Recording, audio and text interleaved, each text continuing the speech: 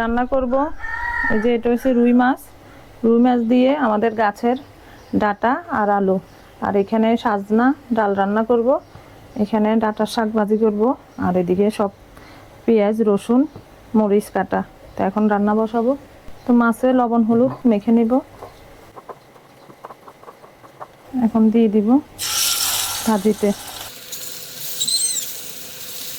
এখন শাকগুলো একটু সেদ্ধ করে নেব বা ভাপিয়ে নেব, সামান্য একটু লবণ দিয়ে দেব, ঢাকা দিয়ে দেব।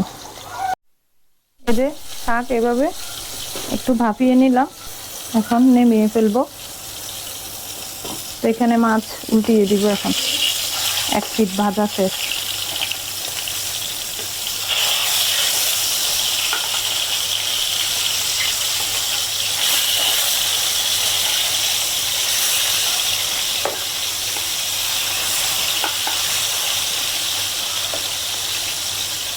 পেঁয়াজ দিয়ে দিলাম,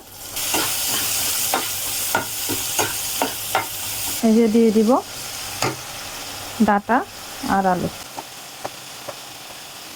এখন একে একে সব গুঁড়া মশলা দিয়ে দিব। একটু হলুদ দিলাম, সামান্য একটু মরিচ, একটু দিব লবণ,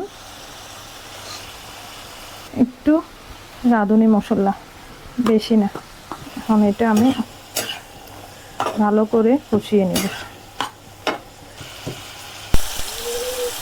দিয়ে দিলাম হলুদ লবণ, মশলা কষানো শেষ। এখন দিয়ে দিব সাজনা আর ডাল একসাথে।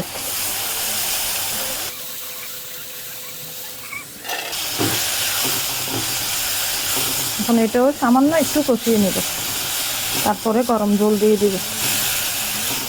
আর এদিকে আমার ডাটা আর আলু কষানো শেষ, এখন দিয়ে দিব ঝোল।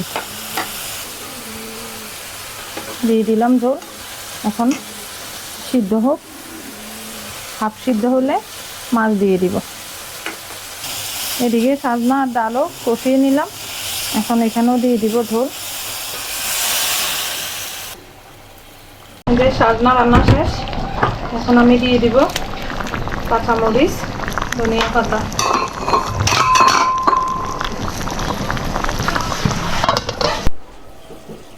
তো এই যে ডাটা তরকারি সাথে আলু, এখন দিয়ে দিব মাছগুলো। মাছ দেওয়ার পরে আমি দিয়ে দিব আর একটু ঝোল, এই ঝোলটা দিয়ে দিব।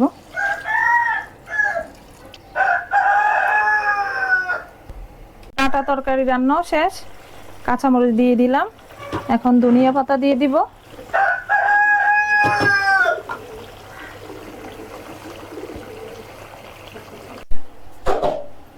আজকে রান্না এই যে ডাটা দিয়ে মাছ দিয়ে, সাথে একটা আলু দিছি, এখানে আছে সাজনা আর ডাল, এই হয়েছে শাকভাজি। তো এই ছিল আজকের রান্না। তো সবাই ভালো থাকবেন, সুস্থ থাকবেন, আমাদের জন্য দোয়া করবেন। আল্লাহ হাফেজ।